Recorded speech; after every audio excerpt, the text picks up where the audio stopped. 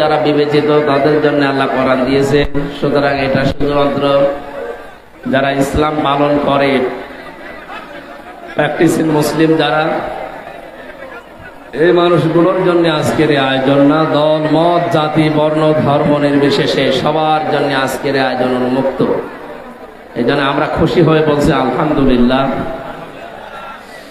একটা মেসেজ দিতে চাই, এটা রেকর্ড হচ্ছে, সারা বাংলাদেশে মেসেজটা চলে যাবে।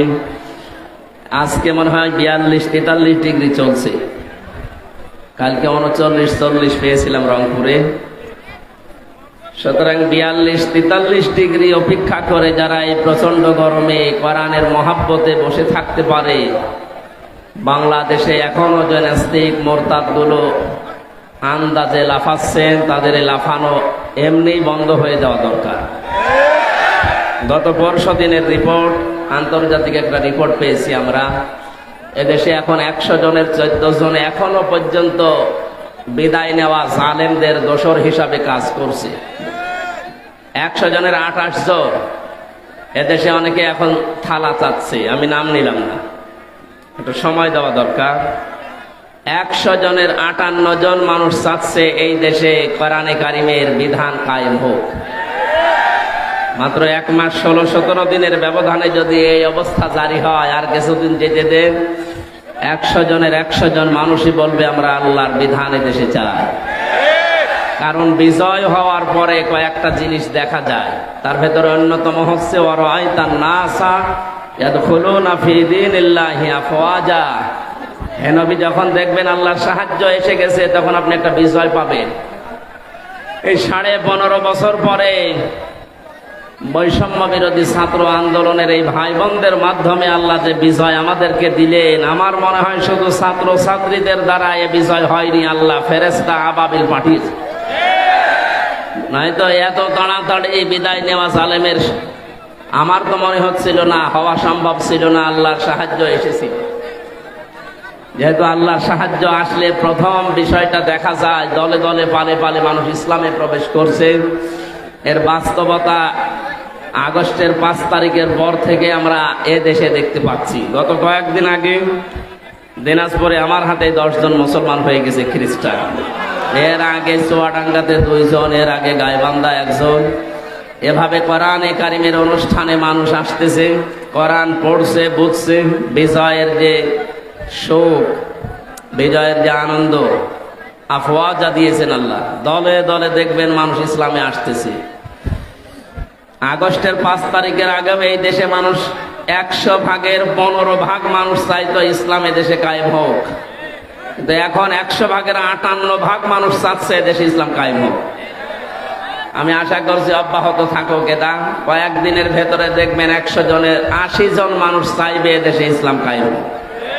তা আমাদের এখন একটা সতর্কের বিষয়, একটা হোস্টেলে খাবার খেত 80 জন, 100 জন মানুষ খাবার খায় ছাত্রছাত্রী মিলে। 20 জন তারা চায় খিচুড়ি চায়। ওরা বলছে যে মেনু আছে, এই মেনুই থাকবে, আমরা পাল্টাতে চাই না। 80 জন বলছে না, এটা আমরা হতে দেব না। কেউ কেউ চাচ্ছে যে আমরা সকালে রোল খাবো, কেউ বলছে আমরা চিড়া মুড়ি চাই, কেউ বলছে কলা পাউরুটি চাই, কেউ বলছে পরোটা ডিম চাই। এভাবে আস্তে আস্তে বাড়তেছে। হোস্টেল ম্যানেজার যিনি ভোট দিলেন, দেখা গেল আগের যে 20 জন খিচুড়ি চায়, ওই খিচুড়িতে 20 জন ভোট দিয়েছে, বাকি আসে এখনো 80 জন। কত বলেন বলেন?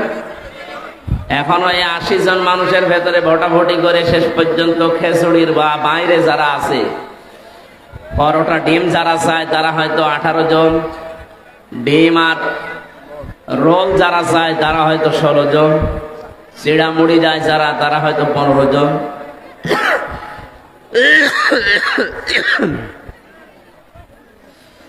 কলা পাউরুটি যারা চায় তারা 19 জন।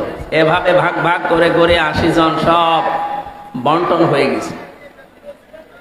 শেষ পর্যন্ত দেখা গেল আগে যে 20 জন খিচুড়ি ভাত চাইতো, তারাই বিজয়ী আছে এবং তারাই বিজয়ী হওয়ার কথা। মানে 80 জন তো সব দলে বিদলে বিভক্ত হয়ে কেউ 20 পর্যন্ত যেতে পারেনি।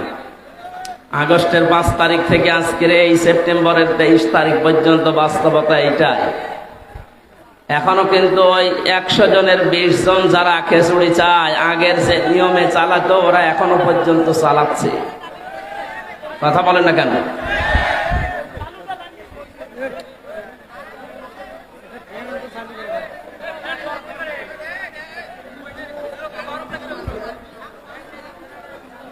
আমরা যে 80 জন আছে, টুপি মাথায় দেওয়া হোক আর দেশের ভালোবাসার লোক হোক, 20 জনের বাইরে আমরা আছি কতজন? 80 জন। আমাদের ভেতরে এখনো পর্যন্ত যদি ছোটখাটো বিষয় নিয়ে মনোমালিন্য হয়, এখনো যদি আমরা আগের অবস্থায় থাকি, আবার কিন্তু ওই 20 চলে আসতে পারে। ওরা 20 জন যদি এতদিন পর্যন্ত জারি রেখে আবার আগেরটাই জারি রাখতে পারে, আমরা 80 জন মিলে এখন সব বাদ দিয়ে এক হব, কিয়ামতের আগে 20 জন আসতে পারবে না ইনশাআল্লাহ। সেই অবস্থা এখন আমাদের সামনে। আমরা কোনো বিষয় নিয়ে মত পার্থক্য করে মনোমালিন্য করে যেন 15, 18, 19, 17 এরকম না হয়ে যায়। আমরা 20-এর উপরে যাব ইনশাআল্লাহ। কথা বলে না কেন? ইসলাম এদেশে যেহেতু আবহমান কাল থেকে আছে, এখন যেভাবে আছে কিয়ামত পর্যন্ত এদেশে ইসলাম থাকবে ইনশাআল্লাহ। অন্য যারা চেষ্টা চালাচ্ছেন যে আমরা এখানে প্রতিষ্ঠিত হই, এদেশের মানুষের মূল শিখরে আছে যেটা, তার নাম ইসলাম। এই জন্যে হিন্দুত্ববাদী ভারত এতদিন চেষ্টা করে কিছুই করতে পারে না। তারা যদি এটা না পারে, বাইরের কোনো পরাশক্তি এটা পারবে আমরা বিশ্বাস করি না। এবং এদেশে ইসলাম ছিল, ইসলাম আছে, ইসলাম থাকবে ইনশাআল্লাহ। আমাদের একটু ঐক্যবদ্ধ হওয়া দরকার। আর এটা নফল নয়, ওয়াতাসিমু বিহাবলিল্লাহি জামিআ ওয়ালা তাফাররাকু। তোমরা যেহেতু আল্লাহ রাসূলে বিশ্বাস করো, পরকালে বিশ্বাস করো, এই জন্য সবার উচিত দল মত নির্বিশেষে আল্লাহর রজ্জু যেটা আল্লাহর কোরআন সব এক জায়গায় হয়ে আঁকড়িয়ে ধরা। আর এ বিষয়ে কোনো ফতোয়াবাজি যেন আমরা না করি। কথা আমি বোঝাতে পেরেছি? আমরা কি ওই 20-এর উপরে যেতে পারবো না ইনশাআল্লাহ? আল জাজিরা এবং বিবিসি যে রিপোর্টটা দিয়েছে আন্তর্জাতিকভাবে, এই রিপোর্টটা যেন আমরা সামনে বাস্তবে দেখতে পাই, বলে না আমি। কোরআন শুনতে আমরা এসেছি, এটা একটা ইবাদত। যদিও কষ্ট হচ্ছে, আমরা দেখতে পাচ্ছি যে ইবাদতে কষ্ট বেশি হয়, ওই ইবাদতে সওয়াব বেশি হয়। কথা বলে না কেন? আমার মনে হয় কিছু মানুষ চলে যাচ্ছে, এরা চলে যাওয়াই ভালো। একটু ফাঁকা ফাঁকা হোক, তাহলে আমরা একটু ফাঁকা ফাঁকা হয়ে বসতে পারবো। হ্যাঁ, জামা কাপড় যাদের গায়ে আছে শুধু গেঞ্জি রেখে বাকিটা খুলে ফেলেন, একেবারে সব না, কিছু কিছু রাখেন। তথা এত গরমে তো আমরা স্টক করে অনেকে ঝামেলা হয়ে যাবে। আমারও ভেতরের অবস্থা ভালো না, আমার তো জ্বর গায়ে। কথা বলবেন না, দাঁড়িয়ে থাকেন, বসে থাকেন, কথা বলবেন না ইনশাল্লাহ। দরুদ আর সালাম পড়ছে এই রবিউল আউয়াল মাসে, যেহেতু এই মাস আসলে রাসূলকে সালাম দেওয়ার হিরিক বেশি পড়ে। এমনকি রাষ্ট্রীয়ভাবে দেশে রাসূলের জন্মদিন পালন করার জন্য অনেক অনুষ্ঠান হয়, ছুটিও দেওয়া হয়। তার জন্মদিন পালন করার জন্য আলাদাভাবে দিন ভাগ করা লাগবে এমন কথা না পালন করি। আমরা যদি তার আদর্শকে বাস্তবায়ন করার জন্য সবাই ঐক্যবদ্ধ হতাম, এদেশে রাসূলের অবস্থান ৯৬% উম্মত তার এই দেশে বাস করে। বিশ্বনবী মুহাম্মদুর রাসূলুল্লাহর আদর্শ এদেশে কায়েম হয়ে যেত। তার পুরা জীবনটা আমরা ৩১টা ভাগে পেয়েছি। ৩১টা ভাগে ভাগ করা যায় তার জীবনকে। আমরা আজকে একটা বিষয় সামনে নিয়ে আসবো, তার নাম নবীজির যে ব্যবহার ছিল। নবীজি ব্যবহার করতেন মানুষের সাথে, এই যে মুআমালাত, মুআশারাত, ব্যবহার, আচার, অনুষ্ঠান, এগুলো অনেকে মনে করে এ আর কি, এ দুনিয়ার কাজ না। নবীজি যেহেতু নিজের জীবনে করেছেন, এটা দুনিয়ার কাজ না, এটা ইবাদত। আকুলু লিন-নাসি হুসনা। আল্লাহ তাআলা বলেন, হে নবী, মানুষের সাথে হাসি মুখে কথা বলা, ভালোভাবে কথা বলা, এইটাও একটা সাদকা দেওয়ার সওয়াব হয়। জোরে বলেন সুবহানাল্লাহ। সুতরাং রবিউল আউয়াল মাসে শুধুমাত্র ইয়া নবী সালামু আলাইকা পড়েই শেষ করে দেবেন, জিলাপি খিচুড়ি খেয়ে শেষ করবেন নাকি তার আদর্শের যে ৩১টা ভাগ আছে, এই ভাগগুলো আমাদের জীবনে বাস্তবায়ন করবে, এটা আপনার বিবেকের উপরে। আমরা আলোচনা করছি, ওমা তাওফীকি ইল্লা বিল্লাহ। সূরা আলে ইমরানের 159 নম্বর আয়াত আমরা পড়েছি। তাই তো আপনার কি মাথার তার কাটা হালকা? হ্যাঁ, কি করেন কি আপনি?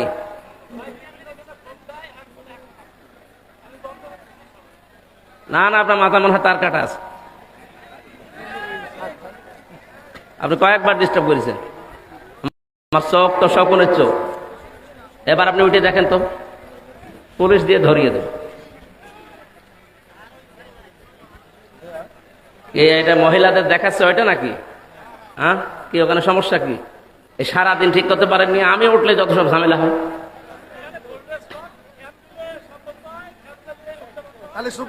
এখন কি করা যাবে কি? এগুলো এখন ঠিক করতে গেলে তো সময় লাগবে আধা ঘন্টা। কিছু করার নাই ভাই, যেভাবে আছে এভাবে থাকেন, নাই বাড়ি চলে যান।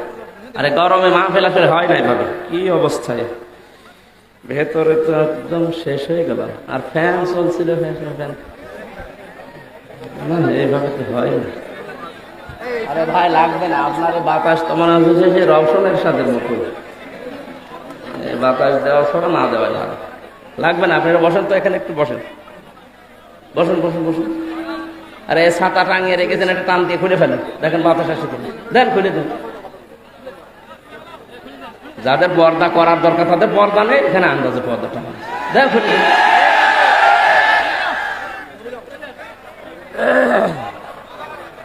উপরে সব বাইন্দে দিন, দেন। ও সব সব খুলে ফেলেন, কিছু লাগবে না। সুবহানাল্লাহ, আলহামদুলিল্লাহ, লা ইলাহা ইল্লাল্লাহ, সুবহানাল্লাহ, আলহামদুলিল্লাহ, লা ইলাহা ইল্লাল্লাহ, লা ইলাহা ইল্লাল্লাহ, মুহাম্মাদুর রাসূলুল্লাহ। গ্রামবাসী, আমরা যে কথা তুলেছিলাম, এমন একজন মানুষের জীবনের একটা পাঠ নিয়ে আমরা আলোচনা করতে যাচ্ছি। আল্লাহর পরে আকাশ আর জমিন না, যত জগৎ আল্লাহ বানিয়েছেন সব জগতে তার অবস্থান উপরে। এই জন্য আল্লাহ ইয়াসিন বলে যখন ডাক দিয়েছেন, ইয়াসিন মানে হে নেতা। সিন শব্দের যে 5টা অর্থ তাফসিরে পেয়েছি, 1 নাম্বার অর্থ হচ্ছে সিন মানে সাজ্জিদুল আলামিন, আলম না। এই কথা বলেন মানে, এখানে কি দাঁড়িয়ে আছেন কোন কারণে? বসেন, সব বসেন। এই মোবাইল যাই বসেন, দাঁড়িয়েছেন, বসেন। আবার দাঁড়িয়ে আছেন, বসেন। এখানে কেউ কথা বলবেন না। ওরা মোবাইলটা কেটে দেন, দেখে দেন, এদিকে দেন, দেন দেন।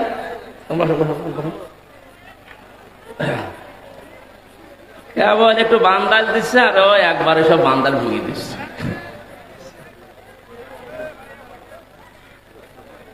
অলিপুরবাসী,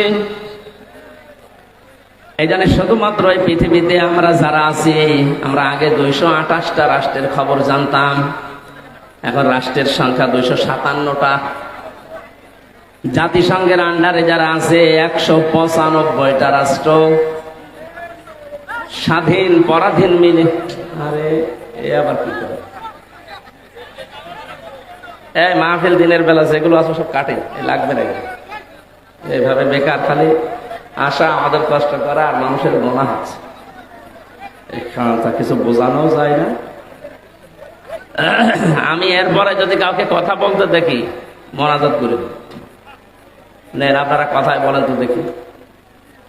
সুবহানাল্লাহ, আলহামদুলিল্লাহ, লা ইলাহা ইল্লাল্লাহ, সুবহানাল্লাহ, আলহামদুলিল্লাহ, লা ইলাহা ইল্লাল্লাহ, লা ইলাহা ইল্লাল্লাহ, মুহাম্মাদুর রাসূলুল্লাহ।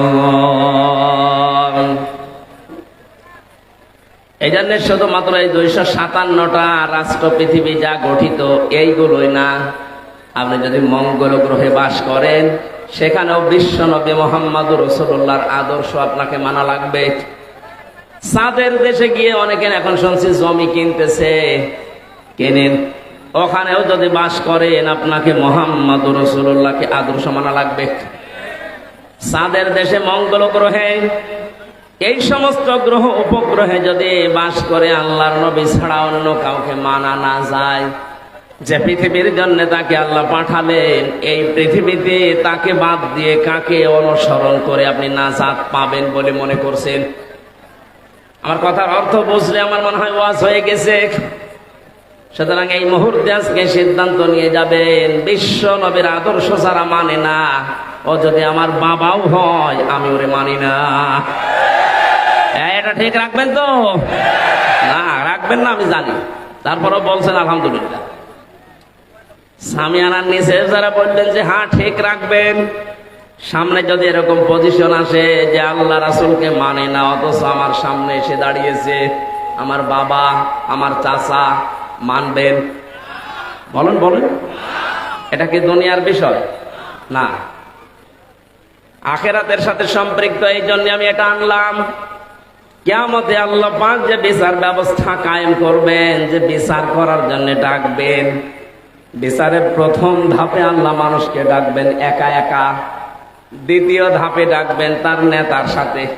এই যে নেতার কথা বললাম এখানে, ইয়াউমা নাদউ কুল্লা উনাসিম বিইমামিহিম, সূরা বনী ইসরাঈলের ৭২ নম্বর আয়াতের প্রথম অংশে আছে। আল্লাহ বলেন কিয়ামতে প্রতিদিন মানুষকে দ্বিতীয় ধাপে আমি আল্লাহ ডাকবো আমার সামনে তার নেতার সাথে। আগে নেতা থাকবে, এরপরে কর্মী থাকবে। কি মনে হচ্ছে আপনার? আপনার বিবেককে এবার প্রশ্ন করেন তো, যে মানুষের আদর্শ মেনে এতদিন পর্যন্ত জীবন চালিয়েছেন, যার পেছনে স্লোগান দিয়েছেন, যার টাকা পয়সা মাল পানি আপনি খেয়েছেন, যাকে ভোট দেবেন বলে আশা করে আছেন, এই মানুষটা যদি কিয়ামতে আপনার সামনে দাঁড়ায়, আপনি তার পেছনে ওর যা সোরাত সিরাত, ওর যা আদর্শ, ওর যা চরিত্র আপনি তো জানেন, শুধুমাত্র এক পেশে করে না ভেবে নিরপেক্ষ দৃষ্টি দিয়ে বলেন, যে লোকটা আপনার সামনে দাঁড়িয়ে আছে, এই লোকটা যদি আল্লাহর সামনে দাঁড়ায়, আপনি তার পেছনে, আল্লাহ আপনাকে মাফ করবে বলে মনে হয়? দেখি এখনো বলছেন না। করে গ্রামবাসী বিবেক খাটান, বুদ্ধি খাটান। এটা দুনিয়ার বিষয় যদি হতো শুধু সত্যি আমি বলতাম না, আল্লাহর কসমে যে কোরআন শরীফ আমি বলতাম না। আমি কোরআনের এই চোখ লাগিয়ে দেখতে পাচ্ছি যে আপনি নিজেই বলছেন না, আপনি ধরা খাবেন। আপনি যেন কিয়ামতের দিন ধরা না খান, জাহান্নামী হয়ে না যান, এই জন্যই তো আজকের আয়োজন। এত বড় বিশাল আয়োজনে আসার পরও যদি আপনাকে জাহান্নামে যাওয়া লাগে, ও ছাতা না আসায় ভালো ছিল। আজকে সিদ্ধান্ত নেওয়াই লাগবে, আল্লাহ রাসূলের আদর্শ যারা মানে না, তার সুরাত সিরাত যার ভেতরে নেই, ও যদি আকাশ থেকে উঠে এসেও বলে যে আমি আছি, আপনি তার পেছনে যাবেন না? হ্যাঁ, কথা বলেন না কেন? যে নবীজিকে মানার জন্য বলছে, এমন একটা মানুষ আল্লাহ পাঠিয়েছিলেন এই রবিউল আউয়াল মাসে। 27 থেকে 31টা বিষয় আমি ভাগ ভাগ করেছি কোরআন আর হাদিস থেকে। একটা বলার পরে আমি তার এই যে ব্যবহারিক জীবনে যাব। রব্বুল আলামিন বলেন, দুনিয়ায় যত মানুষ পাঠিয়েছি, কিয়ামত পর্যন্ত যত মানুষ পাঠাবো, কোন মানুষকে অনুসরণ করলে, আনুগত্য করলে, তাকে দেখে চললে জীবনের গুনাহ মাফ হয়ে যাবে এমন কোন গ্যারান্টি আমি দেইনি।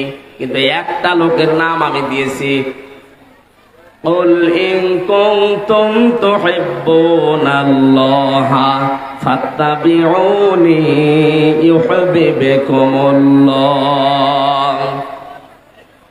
সূরা আলে ইমরানের 31 নম্বর আয়াতে আল্লাহ বলেন, নবী আপনি বলুন, যদি দুনিয়াতে কেউ এই কথার দাবি করো যে আল্লাহ তোমাকে ভালোবাসি, এ কথার দাবি করার দরকার নেই, প্রমাণ দিতে হবে। কি সেটা? ফাত্তাবিউনি, সে যেন আল্লাহর রাসূলের অনুসরণ করে।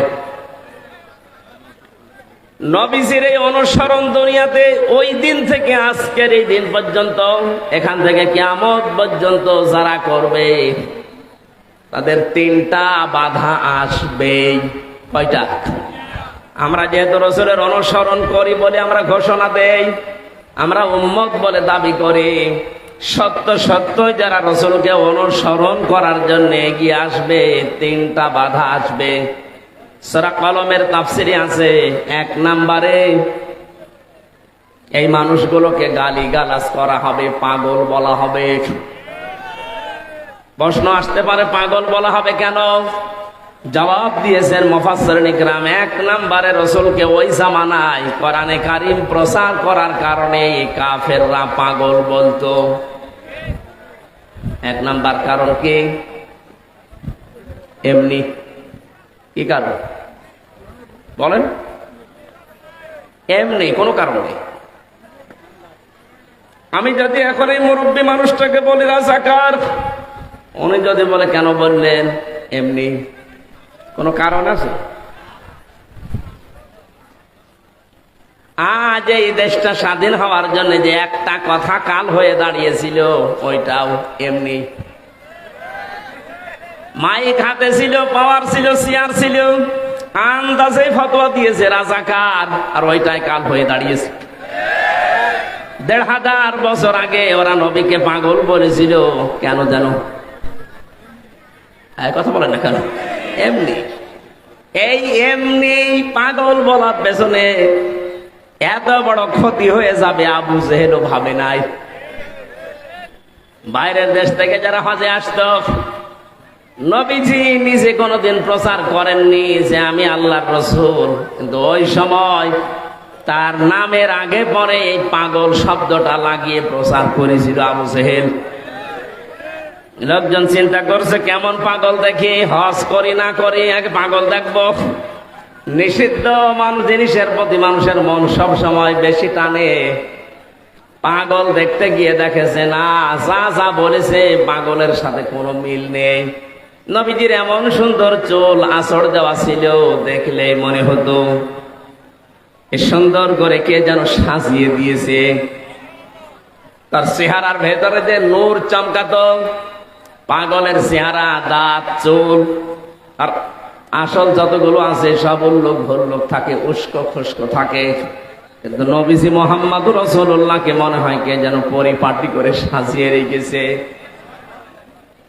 ওরা যেটা এমনি বলেছিল ওইটাকে আল্লাহ উল্টিয়ে কাজে লাগিয়ে দিয়েছেন নবীর পক্ষে। 1500 বছর পর 2024 সালের 5 আগস্টের আগে আমরা দেখলাম ওরা যেটা এমনি বলেছিল ওটা উল্টিয়ে আল্লাহ এদেশের জন্য কাজে লাগিয়ে দিয়েছে। নবীকে ওরা পাগল বলতো, প্রথম কারণ কি? এটা ক্লাস হচ্ছে, বলেন এমনি। আজ ওরা এমনি এমনি অনেকে চেষ্টা চালাচ্ছে। 115 জন মানুষ এই দেশের নেতৃত্ব দেওয়ার জন্য এই ছাত্র আন্দোলনে ভূমিকা রেখেছে সমন্বয়কের নাম নিয়ে।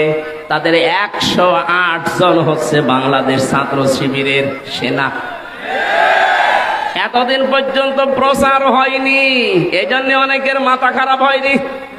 এখন যেহেতু প্রচার হয়ে যাচ্ছে, 115 জনের 108 জনই শিবিরের।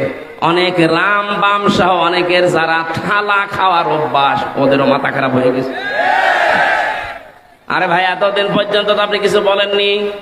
আপনি নিজেও এতদিন পর্যন্ত শহীদ আবু সাঈদের কবরে যেতেন, যেই শুনেছে যে শিবিরের সাথী ছিল, এখন অনেকে বলছে না এটা ঠিক হয়নি। আরে শয়তান! এদেশের ছাত্র দল যদি প্রতিষ্ঠিত হতে পারে, চরমনাই পীরের ছাত্র আন্দোলন যেটা আছে ওটা যদি প্রতিষ্ঠিত হতে পারে, ইসলামী ছাত্র শিবির ওরা কি ভেসে এসেছে? ওরা আপনার সন্তান না? ওরা প্রতিষ্ঠিত হবে। আপনার এত চুলকায় কোন কারণে? সুতরাং সমন্বয়কদের পরিচয় জানার পরে যাদের চুলকানি উঠেছে, আমি একবারে ফতোয়া দিলাম এই মানুষগুলো এই দেশ বিরোধী। বলেছিলাম না, এখনো 100 জনের 14 জন জালেমদের পক্ষে আছে, তার ভেতরে ওই লোকটা। নয়তো আপনার চুল কাটছে কোন কারণে? কারণ তো একটা আছে। প্রথম কারণ এমনি। কি কারণে? বলেন বলেন। এমনি এমনি করে যান, আপনারও কপাল এমনি হবে। এবার আসেন তো আয়াতের মূল কথায়।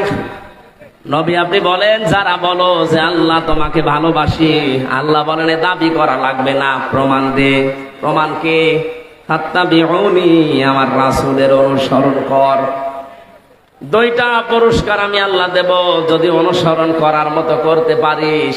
ইউহিব্বুকুমুল্লাহ, আমি আল্লাহ নিজেই তোদেরকে ভালোবাসা আরম্ভ করব। না, প্রতিটি শব্দের ভেতরে শিক্ষা আছে। যারা জ্ঞানী মানুষ আছেন তাদেরকে এবার আহ্বান জানাচ্ছি, মিলান। আল্লাহ রাসূলের অনুসরণ যদি কেউ আরম্ভ করে, প্রথম পুরস্কার আল্লাহ তাকে ভালোবাসা শুরু করবে। আর আল্লাহ যদি কাউকে ভালোবাসা আরম্ভ করে দেয়, একটা ঘোষণা হয়ে যায় আসমানে যে আল্লাহ ওকে ভালোবাসে। তামাম আসমানে যারা ফেরেশতা আছে ওকে ভালোবাসার ঘোষণা দাও। জমিনে যত সৃষ্টি আছে সবার ভেতরে একটা আলাদা, একটা অনির্বচন শোক আল্লাহ তৈরি করে দেয়। সবার মনের ভেতরে একটা অনির্বচন শোক আসে। এই মানুষগুলো তখন এই পরিচয় দিতে ভালোবাসে যে না, এ লোক আসলে ভালো মানুষ, কারণ এই ভালো মানুষে বলার মতো কথা মন তৈরি করে দিয়েছে আল্লাহ। কোরআনের পাখি বিশ্বনন্দিত মুফাসসিরে কোরআন আল্লামা শহীদ দেলাওয়ার হোসাইন সাইদি রহমতুল্লাহ আলাইহি, তাকে ফাঁসি দেওয়ার যে ঘোষণা দিয়েছিল, আমৃত্যু কারাদণ্ড দিয়েছিল। আমার মনে হয় অনেকেই ওই সময় পর্যন্ত বলেছিল না, দোষ করেছিলেন। কিন্তু আল্লাহ যুগের আবর্তনে, সময়ের পরিবর্তনে এমন অবস্থা তৈরি করে দিয়েছে, এখন জালেমরা পর্যন্ত বলতে বাধ্য হচ্ছে যে না, এই কাজটা ঠিক হয়নি। তার প্রমাণ আমার নিজের বংশ। আমার বংশের 100 জনের 98 জন আমার মনে হয় ওরা বঙ্গবন্ধুকে নবী মানত। এইরকম কড়া। আগস্টের 5 তারিখের বিকাল 5টার পরে ওরা নিজেরাই আমারে কল দিয়ে বলছে, ভাতিজা আমরা সব এখন জামাত ইসলামী। জামাত ইসলাম মানে আমি যে 3টা বছর জেলে ছিলাম কোনোদিন খোঁজও নেননি, খবরও নেননি। এমনকি আমার বাবাকে একবার আমার যে চাচা চেয়ারম্যান, আওয়ামী লীগের চেয়ারম্যান 15 বছর, এমনি কিসে এমনি শুধু মার কাটা নিয়ে এসেছিল, এরপরে আর কিছু করা লাগেনি।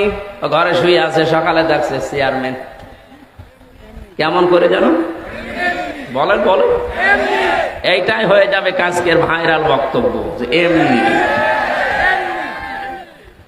মানে আমার একদিন ডাক দিয়েছিল, ভাতিজা তুমি আমার নিজের ভাইয়ের ছেলে আর এই ওয়াজ করো এমনি। একটা কথা হইতো।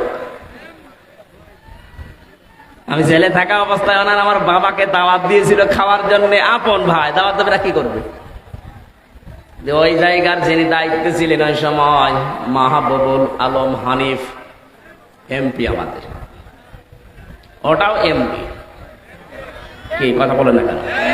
আমি এই যে কোরআন শরীফ সামনে নিয়ে, আমার ওইরকম পরিস্থিতি নেই, আমি হাতে নিয়ে বলছি ওনারে আর আমারে আপনি নির্বাচনে দাঁড় করে দেন, যদি কিয়ামতের আগে আমার সাথে উনি পাশ করতে পারে আমি আর কোরআনে কথা বলবো না। 3 বারের এমপি। ঠিক আছে ভাই, কথা বলতে 3 বারের এমপি। কিভাবে জানো? বলেন না কেন? অনেক পরের দিন থ্রেট দিয়েছে, হামজার বাবাকে খাবার খেতে ডাকলেন মানে? বলছে আমার ভাই, আমার ভাইয়ের ছেলে, ডাকবো না? না, আমরা যারা এদেশে আওয়ামী লীগ করি তারা কোন দলের লোককে খাবার খাওয়াতে পারি না। অহংকার কোন জায়গায় গিয়েছিল আপনি টের পেয়েছে?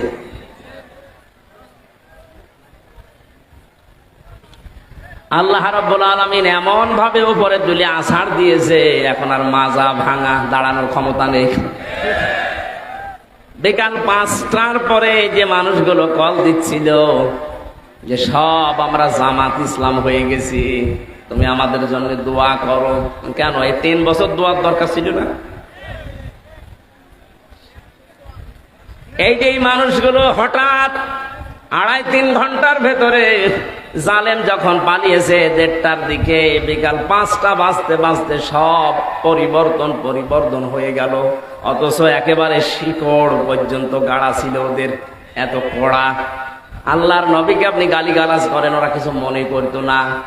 কিন্তু মোহাম্মদ রাসূলুল্লাহকে গালি দিলে কিছু মনে করে না, বাবারে গালি দিলে রেগে যায়, এরকম কড়া ছিল।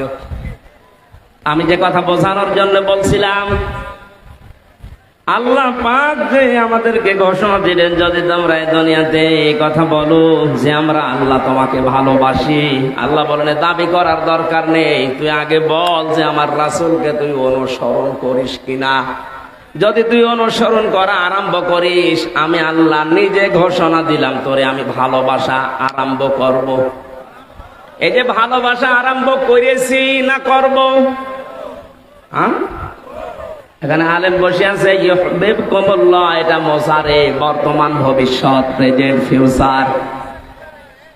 আল্লাহ পাক এই ঘোষণা দিয়ে জানিয়েছেন, সত্যি যদি কেউ রাসূলকে অনুসরণ করা আরম্ভ করে, আল্লাহ তাকে ওই মুহূর্তই থেকে ভালোবাসা আরম্ভ করবে। আল্লাহ যদি কাউকে ভালোবাসা আরম্ভ করে, কয়টা পেলাম? মানে উপকার পেলাম কয়টা? পুরা আসমানে আল্লাহ ঘোষণা দিয়ে দেয় আমির হামজাকে আমি ভালোবাসি, কারণ রাসূলের অনুসরণ আরম্ভ করেছে। এই জন্য পুরা আসমানে যত ফেরেশতা সবাই যেন হামজাকে ভালোবাসে। জমিনে ঘোষণা দেওয়া হয়, যত সৃষ্টি আছে আমার, আমি আমির হামজাকে ভালোবাসা আরম্ভ করেছি, তোমরা সবার ভেতরে ভালোবাসা তৈরি করে নাও। এই জন্য তামাম দুনিয়ার সব কিছু লোকটাকে সামনাসামনি বলতে না পারলেও ভেতরে ভেতরে ভালোবাসে। এই ভালোবাসাটা তৈরি করে দেয় কে? আরো জোরে বলেন। আল্লাহ পাক বলেন, আমি যদি ভালোবাসা আরম্ভ করি, আরো পুরস্কার আছে।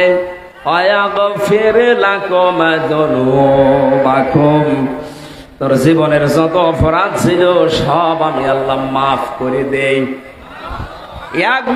এটাও মোসারে, জানবো না জুনুব বহু বছর।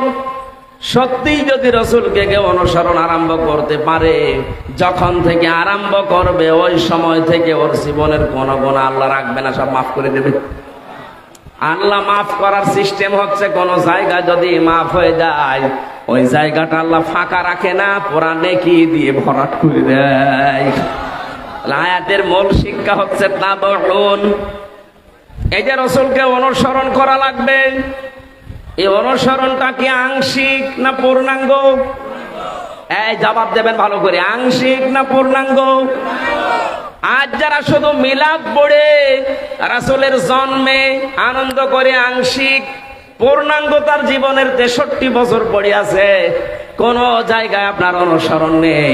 শুধুমাত্র রবিউল আউয়ালের 12 তারিখের এই জন্ম অনুষ্ঠান পালন করে আপনি আংশিক করে আনন্দে আছেন। আপনি যদি আংশিক অনুসরণ করেন, আপনাকে আল্লাহ ভালোবাসবে না, মাফও করবে না, জান্নাতও দেবে না। কিন্তু যারা অনুসরণ করে পূর্ণাঙ্গ, তাদেরকে আল্লাহ ভালোবাসবেন, মাফ করবেন, জান্নাতে দেবেন। এই ঘোষণা কোরআনে আছে না নেই? আজকে এই জন্য আমাদের সিদ্ধান্ত নেওয়ার সময় এসেছে, রাসূলকে এখন আমরা শুধু মিলাদ নিয়ে, শুধু জন্মদিন পালন করে আংশিক করে খুশি থাকবো না, পুরো আদর্শ মেনে আমরা খুশি। কে কথা বলে না কেন? এটাই হবে রবিউল আউয়ালের মূল প্রতিপাদ্য বিষয়। অনুসরণ হবে আংশিক না পূর্ণাঙ্গ? নামাজে যদি আপনি অনুসরণ করতে পারেন, সিয়ামে যদি অনুসরণ করতে পারেন, হজ করতে গেলে রাসূলের মতো হজ করতে পারেন, যাকাত দিতে গেলে যদি রাসূলের মতো হিসাব করে যাকাত দিতে পারেন, রাজনৈতিক জীবনে কিভাবে রাসূল চলেছে ওইভাবে আপনি চলতে পারেন না। কি কথা বলেন না কেন? এটা কাজে রাজনীতি মনে হয় আপনার কাছে? ওনার যদি নামাজ থাকে, রোজা থাকে, হজ থাকে, যাকাত থাকে, মানুষের সাথে হাসি মুখে কথা থাকে, তাহলে রাজনৈতিক জীবনের যে নিয়ম নীতিগুলো, এগুলো রাসূলের জীবনে ছিল না? এটা বলতে গেলে অনেকের কাছে খারাপ হয়ে যায়। আমরা, আরে ভাই আপনাকে আমি বাঁচাতে চাই, আমি দেখতে পাচ্ছি আপনার চোখ নেই, আপনি খাদে পড়ছেন। রাজনৈতিক এই বিষয়টা শুধু দুনিয়ার বিষয় হলে আমি আগেই তো উদাহরণ দিলাম, বলতাম না। এই জন্য রাজনৈতিক নেতা যাদের ঠিক নেই, ওরা এই মুহূর্তে যারা তাওবা করে ফিরে আসে। এরপরেও আমি জানি অনেকে দুনিয়ার বিষয় মনে করে কেটে পড়বে, পড়েন। আপনি নিজে যদি জাহান্নামে যেতে চান, আসেন, পাছায় লাথি দিয়ে জাহান্নামে পাঠায়। আমি এর চাইতে আর নিম্ন কথা বলতে পারলাম না। এত ভেঙে ভেঙে আয়াতের ব্যাখ্যা করার পরও মানুষ যদি বলে না এ দুনিয়ার বিষয়, রাজনীতি। আরে ভাই, রাজনীতি যদি দুনিয়ার বিষয় হয়, নবীজি নিজে রাষ্ট্রনায়ক ছিলেন, রাজনীতি না করলে রাষ্ট্রনায়ক হওয়া যায়? এ সাধারণ কথা বুঝে আসে না কোন কারণে? খালি উল্টা দিকে নিয়ে যান। আপনি রাজনীতির জীবনে যদি ইসলাম মানেন, আমার কোন উপকার আছে সেই কুষ্টিয়ায় বাস করে? কোথায় কুড়িগ্রাম, কোথায় কুষ্টিয়া আসতে একদিন লাগে, কি লাভ আছে আমার? আমি দেখতে পাচ্ছি আপনি জাহান্নামে যাচ্ছেন। আশা করছি এরপরও আপনাকে আর বলা লাগবে না, কয়েকবার রিপিট করলাম। এরপরও যদি আপনি ওই অবস্থায় থেকে মারা যান, কিয়ামতে হয়তো আমার একটু জবাব দেওয়া লাগবে যে আমি চেপে গিয়েছিলাম, এই জন্যই তো ওপেন করে দিলাম। আল্লাহ আমাদেরকে এরপরও যদি বুঝ না দেয়, বুঝতে হবে এটা আল্লাহর দোষ, আমার কপালের দোষ। কথা বলেন না কেন? দুধ খাননি? এ দুধ কিন্তু ভালো জিনিস, কিন্তু সবার জন্য ভালো না। কি কথা বলেন না কেন? পৃথিবীতে একটাই মাত্র খাবার আছে যেটাকে milk is an ideal food. এটা কিন্তু তরল, এটা পানি জাতীয়, অথচ ফুড বলা হচ্ছে, তাও আইডিয়াল ফুড। বিজ্ঞান 12,500 খাবারের উপরে গবেষণা চালিয়েছে। পৃথিবীর কোন খাবার খেলে আপনার পিপাসা মিটবে এমন খাবার দুনিয়ায় নেই। খাবার খান, ক্ষুধা মিটে যাবে, পিপাসা মিটবে না। পিপাসা মিটাতে হলে আপনাকে পানি খাওয়া লাগবে, কিন্তু পানি খেলে শুধু পিপাসা মিটবে, ক্ষুধা মিটবে না।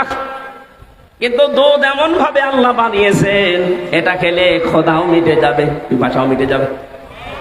এই জন্য এটার নাম হচ্ছে আইডিয়াল ফুড, আদর্শ খাবার। এ দুধ এতক্ষণ পর্যন্ত বলছে খুব ভালো জিনিস। যারা আছেন সন্তানের মা, সন্তান জন্ম দেওয়ার পরে অনেকে নিজের যৌবন নষ্ট হয়ে যাবে, বডি ফিগার খারাপ হয়ে যাবে, যেন ছেলেকে দুধ দিতে চায় না। স্বামীকে বলে ডানো আনো, এটা এলাকা গরিব তো এই জন্য ডানো চেনেন না। ডানো যেটা দিয়ে বানায় ওটার ভেতরে পশুর দুধের মিশ্রণ আছে। এই জন্য আলেম ওলামারা এখন অধিকাংশ মত দিচ্ছে নিজের বুকের দুধ বাদ দিয়ে যদি কেউ ডানো খাওয়িয়ে সন্তানকে মানুষ করে, ওর ভেতরে পশুর চরিত্র প্রবেশ করে। এখানে বড় হলে দেখা যায় ওই সন্তানাদি আর মা বাবাকে মানতে চায় না, তখন ওরা ওকে মা বাবাকে বৃদ্ধাশ্রমে রেখে আসে। এরকম অবস্থা দেশে নেই। আশা করছি আপনারা 6 মাস পর্যন্ত অন্তত বুকের দুধগুলো খাওয়াবেন। এটা দিলে আপনার স্তনও ভালো থাকবে, স্তন ক্যান্সার হবে না। যেই সন্তান ছোটবেলায় যত বেশি মায়ের দুধ পান করতে পারবে, এর ভেতরে 8টা জিনিস আল্লাহ লুকিয়ে রেখেছে। সন্তানের রোগ প্রতিরোধ ক্ষমতা আছে মায়ের দুধের ভেতরে। আমি দুধের প্রশংসা করার জন্য চেয়ারে বসি নাই, বলছিলাম যে দুধ আসলে ভালো জিনিস, কিন্তু দুধ যদি কেউ আমাশার রোগীকে দেয় ওর জন্য ভালো না, নাউজুবিল্লাহ। শেষ পর্যন্ত টয়লেট অবস্থান করা লাগবে, 24 ঘন্টা শুয়ে থাকা লাগতে পারে। দুধ তো ভালো, সবার জন্য ভালো না। কোরআন শরীফের কথা যে বললাম আদর্শ নিয়ে, এটা ভালো কথা, কিন্তু সবার জন্য ভালো না। কথা বলে না কেন? যারা আমাশার রোগী আছে তাদের জন্য ভালো লাগবে, যাদের মনের ভেতরে মুনাফিকি আছে ভালো লাগবে। ওরা তখন উল্টা দিকে নিয়ে যাবে। এই জন্য আশা করছি আপনি তো আর মুনাফিক না, নাকি? এত আসতে বলবে, আপনি কি মুনাফিক? এবার মেনে নেবেন। আরে ভাই, 2 দিন পরে তো আপনিও যাবেন কবরে, আমিও কবরে, ওখানে দেখা হবে আপনাদের সাথে। ওখানে দেখা হয় আর লাভ কি হবে? আর ওখানে দেখা হলে ঝগড়া হবে আপনার সাথে আপনার নেতার।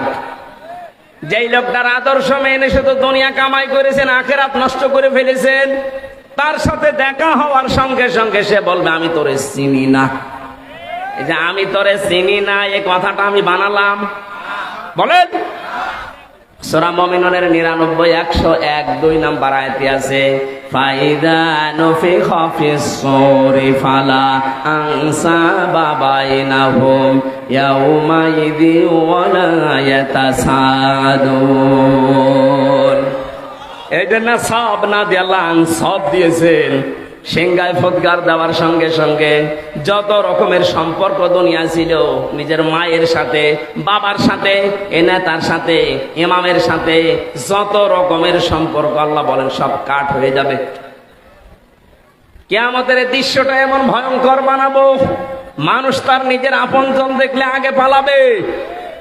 আমরা দুনিয়ায় বিপদে পড়ে দেখেছি, বিপদে পড়লে দেখি মানুষগুলো আমরা মায়ের কাছে, বাবার কাছে, ভাইয়ের কাছে, বোনের কাছে খবর দেই।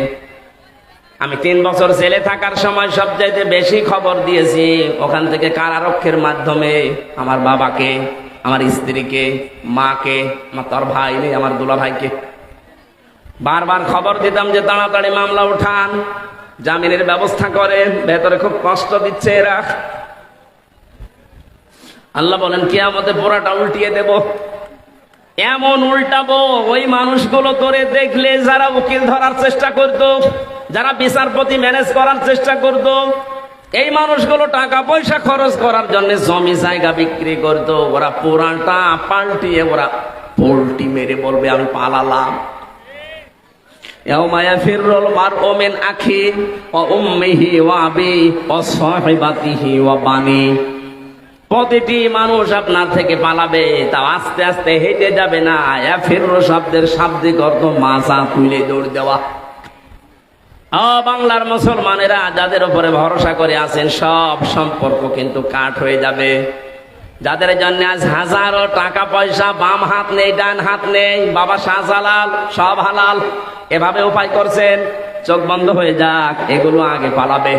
হ্যাঁ, আপনার এই অবৈধ সম্পদ, অবৈধ কামাই করা টাকা নিয়ে আপনার স্ত্রী, আপনার সন্তান, আপনার ছেলে মেয়ে হয়তো এগুলোর ভাগ নিতে চাইবে, আনন্দ করতে চাইবে, কিন্তু এর দ্বারা যে গুনাহ অর্জন হবে, এই পাপের বোঝা নেওয়ার জন্য আপনার স্ত্রীও রাজি না, আমার মেয়েও রাজি না।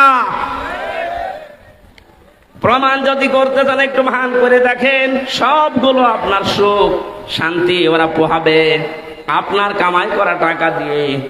কিন্তু এই মানুষগুলো যে কামাই করলেন, যে পাপ হয়েছে বাম হাতে মেরকামের দ্বারা, একটা টাকার ভাগ আপনার স্ত্রী, আপনার ছেলে নিতে রাজি হবে না।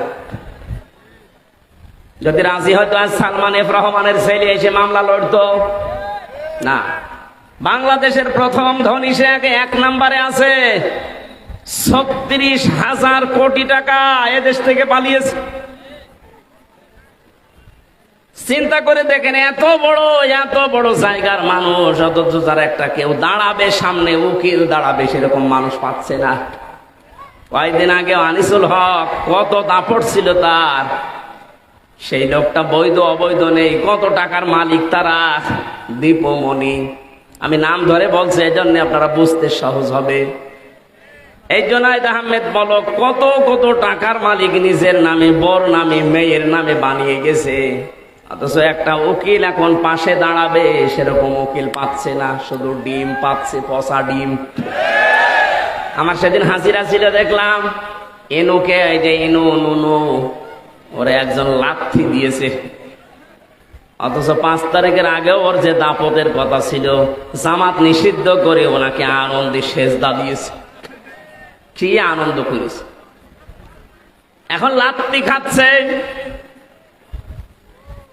এই অবস্থা যদি জারি থাকে, শুধু লাথি না, ওদের নামে আমার মনে হয় মামলার পরে মামলা যেভাবে চলছে, আমাদের বিনা কারণে যদি 50টা মামলা দিতে পারে, ওদের কারণে 50টা না 500 মামলা দেওয়া দরকার।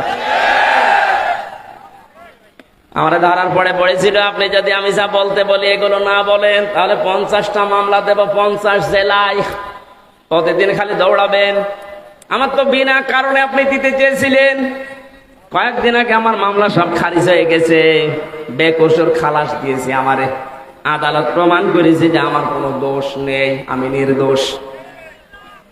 আমি আদালতকে বলতেও গেলাম যে মাননীয় আদালত, আজকে আপনি বলছেন যে মামলার ভেতরে কোনো মাল নেই, কি দেখে বিচার করব? এতদিন কোথায় ছিলেন? এ মামলা 3 বছর তো আপনার কাছে ছিল, এতদিন বলতেন না বিশাল মামলা, কিছু করা যাবে না। হঠাৎ করে যে পাল্টিয়ে গেলেন, বলছেন কোনো মাল ম্যাটারেস নেই, যে কি দেখে বিচার করব, যা সব খালাস করে দিলাম। উনি এইটাই বলতো, হুজুর আমার হাত বাঁধা ছিল। কি ছিল? আজকে যেহেতু হাত খোলা পেয়েছি, এখন আমার আর কোনো চাপ নেই, উপরের চাপও নেই, নিচের চাপও নেই, এখন আমি মুক্ত। আর আমরা এইটাই চাই, বাংলাদেশের 1628টা চেয়ার এখন দায়িত্বে আছে, কারো চেয়ারে হাত যেন বাঁধা না থাকে, সব যেন খোলা থাকে। সবার হাত আমরা চাই শহীদ আবু সাইদের মতো এভাবে খোলা থাকবে। তারপরও ন্যায় বিচার কায়েম হবে না। ন্যায় বিচার কায়েম করতে হলে এইটা লাগবে। এই কথা বলেন না কেন? এটা ছাড়া 100 ভাগ ন্যায় বিচার সম্ভব না। প্রশ্ন আসতে পারে তাহলে উন্নত দেশগুলোতে না, ন্যায় বিচার 100 ভাগ নেই। আমার বয়স ছোট, কিন্তু আপনার চাইতে আমার অভিজ্ঞতা অনেক বেশি। আমি বহু দেশে গিয়েছি। এই যে সিঙ্গাপুর এত উন্নত রাষ্ট্র, কিন্তু ন্যায় বিচার সেখানে নেই। কিছু কিছু জিনিস আন্দাজে বিচার করে মানুষকে বিপদে ফেলে দেয়, কিন্তু এইটা যদি থাকে কোনো আন্দাজে বিচার হবে না। এই কথা বলেন না কেন?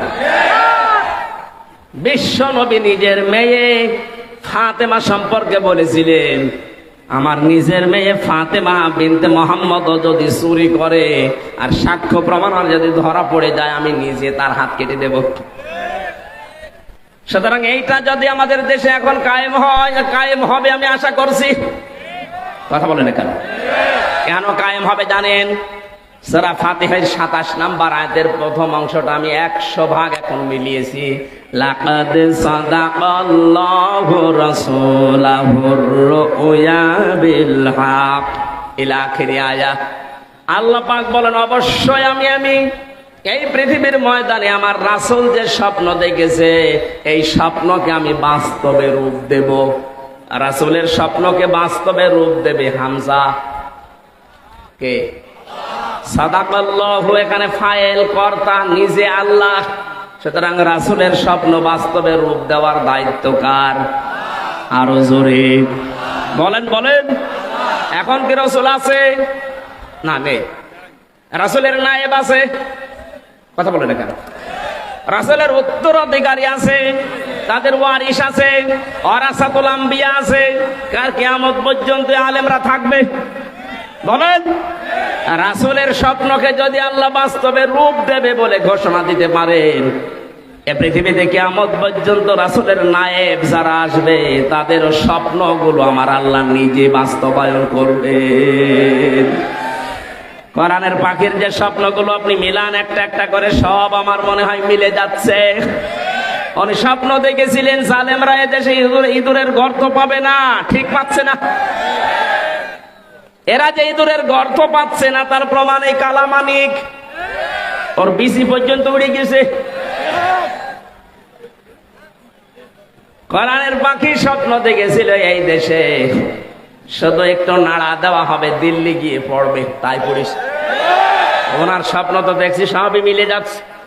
ওনার আর একটা স্বপ্ন ছিল, এই 56,000 বর্গ মাইলে জালেমদের নাকের উপরে কালেমার পতাকা পথ করে উঠবে। এই স্বপ্ন বাস্তবায়ন হবে ইনশাআল্লাহ।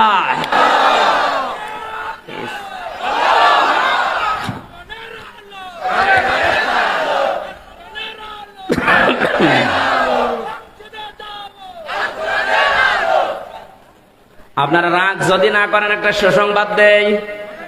এই 53 বছর, আমার বয়স এখন 33, কিন্তু এই যে মুরব্বী বাম পাশে এবং এই মুরব্বী, বাবা এই দেশটা চালিয়েছিল, ওনারা দেখেছে। কথা বলেন না কেন? স্বামী চালিয়েছে, ওনারা দেখেছে, আমি দেখিনি। চাচা চালিয়েছে আপনাদের রংপুরে, যেভাবেই হোক, ভাবি চালিয়েছিল, এমনকি বুবু চালাইলো। সবারটা এখন দেখতে পেয়েছি, এখন শুধু বাকি আছে এইটা দিয়ে চললে কেমন দেখা যায়। আমার বড় স্বপ্ন, বড় আকাঙ্ক্ষা, আশা যে এইটা দিয়ে দেশ চলছে, আমি যেন দেখে মরতে পারি। বলেন আমি। আমরা এটা দেখতে চাই না।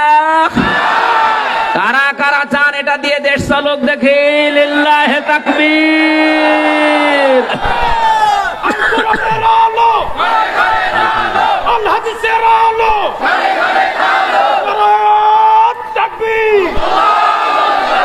এটা রাজনীতি মনে করেন না, এইটা আসল নীতি। এটা কায়েম হোক, অনেকে মনে করে লাল পানি খায়, এটা আবার খাওয়া যাবে তো? হ্যাঁ, খাওয়া যাবে, অসুবিধা নেই।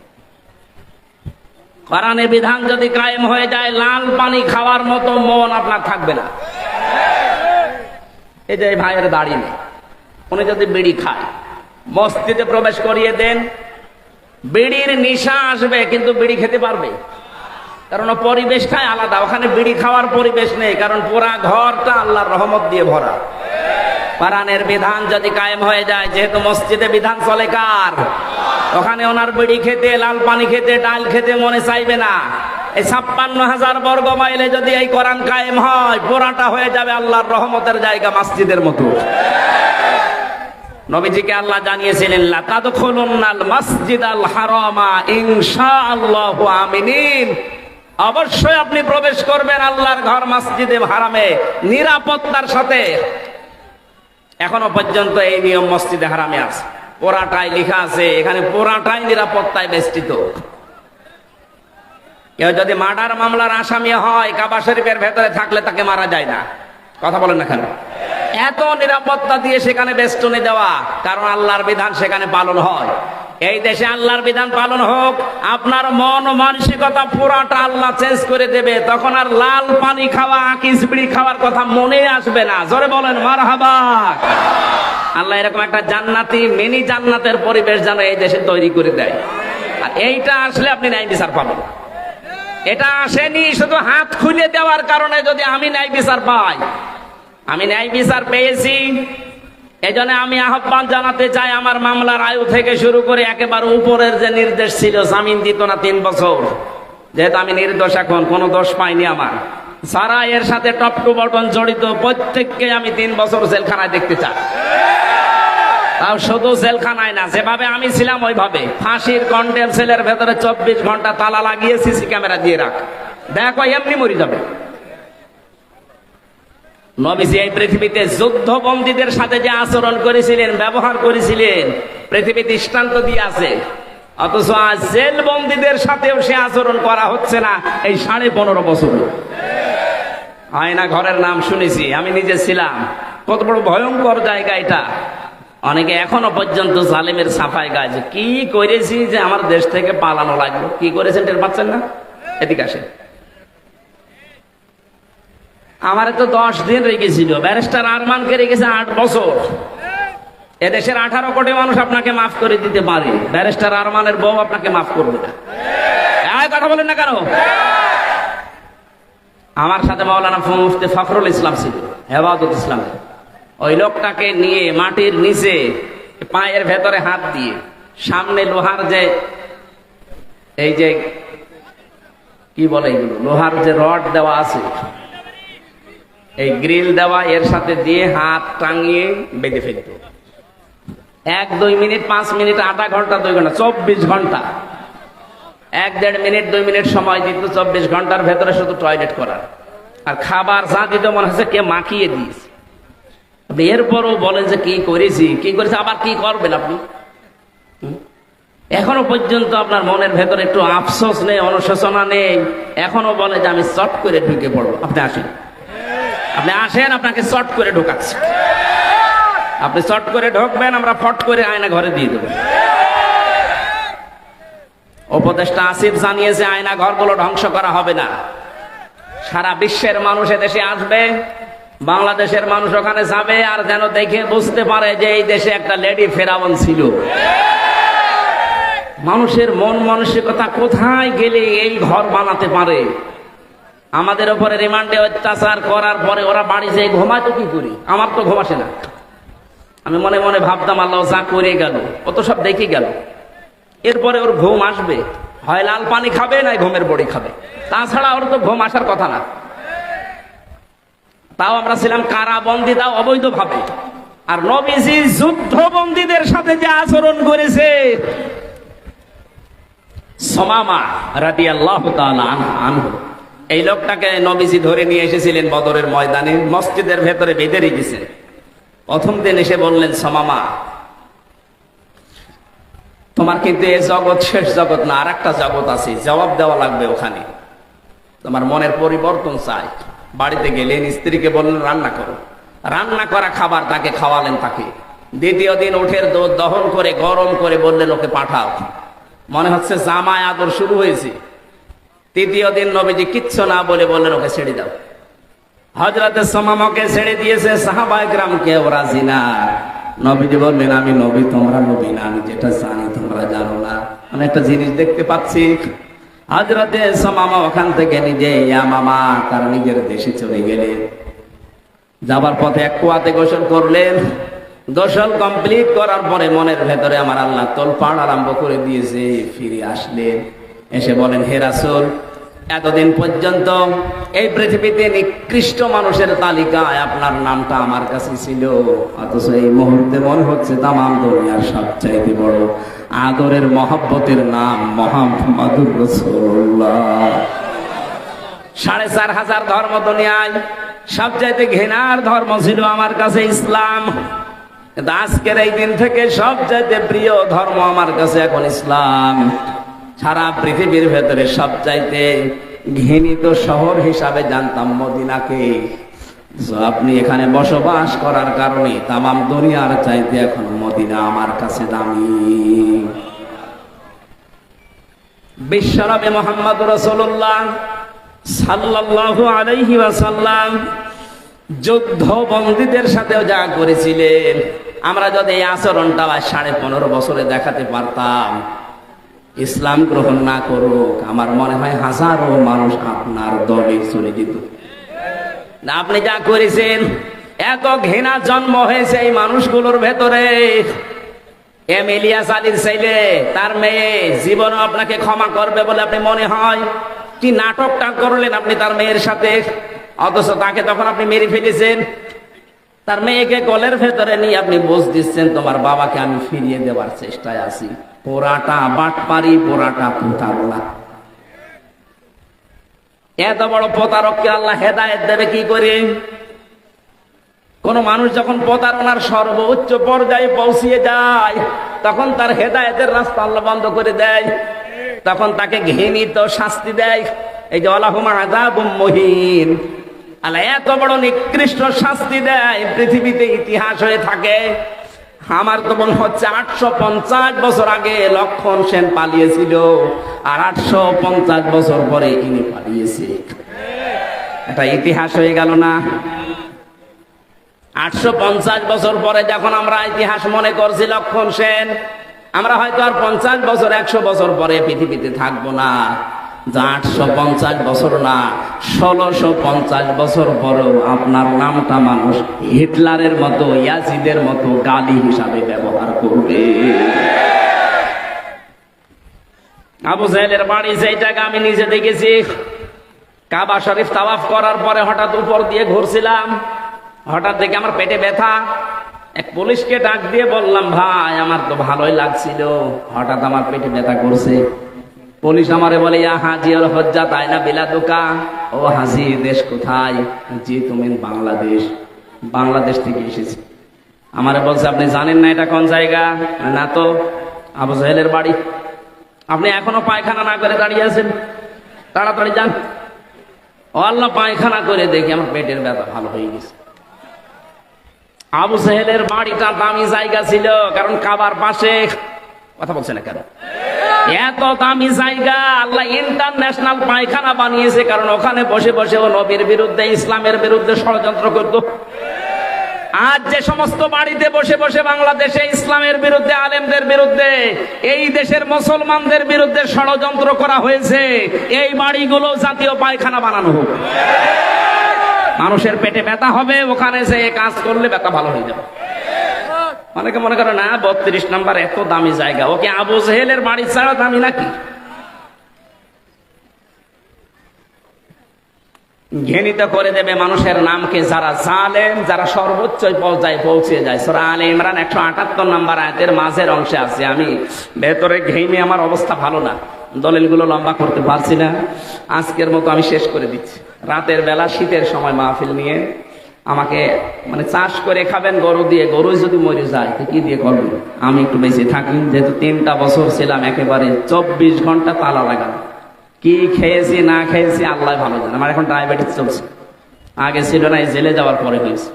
সুতরাং আমি বেঁচে থাকি, আবার আসবো শীতের সময়, এসার পরে তুলে দেবেন, আমরা মন মতো কথা বলবো। এই গরমে আমি শেষ করলাম। আল্লাহুম্মা আমিন। লা ইলাহা ইল্লা আনতা সুবহানাকা ইন্নী কুনতু মিনাজ জালিমিন। প্রচন্ড এই গরমের ভেতরে যে মানুষগুলো বড় আশা নিয়ে বসে আছে, আল্লাহ এদেরকে তুমি মন দিল খুলে যা দেওয়া দরকার সব দিয়ে দাও। এই মানুষগুলোকে তোমার দরবারে ওমরের মতো কবুল করে নাও। আজকের আলোচনায় সওয়াব থাকলে আল্লাহ তুমি নবীদের রওজায় পৌঁছিয়ে দাও। যে মানুষগুলো মাহফিলের জন্য শ্রম দিয়েছে, কষ্ট স্বীকার করেছে, আমি আমার ঈমান থেকে ইখলাসের সাথে কথা বলার চেষ্টা চালিয়েছি, সবার মনের ভেতরে